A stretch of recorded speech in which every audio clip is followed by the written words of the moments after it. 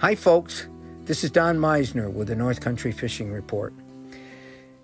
I was talking to my buddy Dave this morning before coming on air, and I was talking to him about an email that I got yesterday saying that he had all these lures that he wanted to send me that he had made.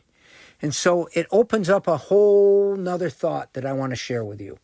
Now, Dave is retired now, so he's been making his own soft plastic lures. And it's amazing what he's able to make. And I'm going to talk about this in another show. But what I wanted to talk about today is the fact that if you create what you use, I think there's so much more reward in the experience of going fishing. And here's what I'm talking about. When I was a kid, my dad wouldn't buy flies. He would go and he'd tie his own flies.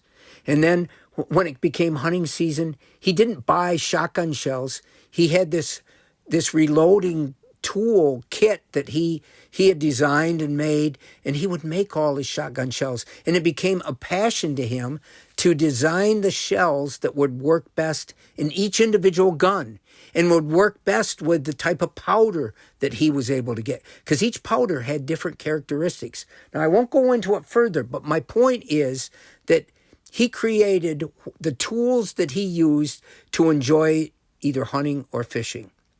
And what Dave is talking about is, he said to me this morning, he said, I get far more thrill out of making a lure, taking it out and catching fish on it than I ever would with buying something.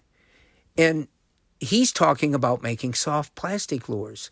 But all of us probably have the ability.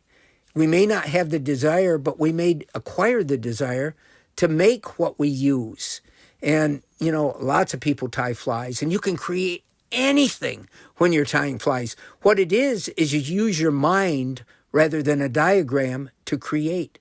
And whatever you can see, maybe you can make some preposterous looking, insect looking things that there's nothing like them, but the fish might like them. And so it becomes fun. And, even if you're handy with wood, you can start carving and making your own lures. Now, they'll tell you today, manufacturers will say, well, no, we're making things that are so real looking, and they're made out of hard plastic or whatever, and the fish can't resist them. But when I was a kid, there were none of those things. And if I remember trying to whittle out my own fishing lures, and the thought of being able to make something that looked real enough that a fish would want to hit, boy, that really got me going as a kid. And I got to tell you, I never had talent in any of those directions. My dad could tie flies so much better than I could ever do. And I know Dave is making his soft plastic lures that look better than probably I could ever create. But the fish might not care. They might not care that Dave's are better. They might like some atrocity that I put together. And again, your mind is your creator. And that can be absolutely fantastic. And now that we've got the cold months, if you're not into going out ice fishing, you might want to try to make some stuff for yourself. It might be a whole lot of fun, and it might end up being something the fish has never seen before.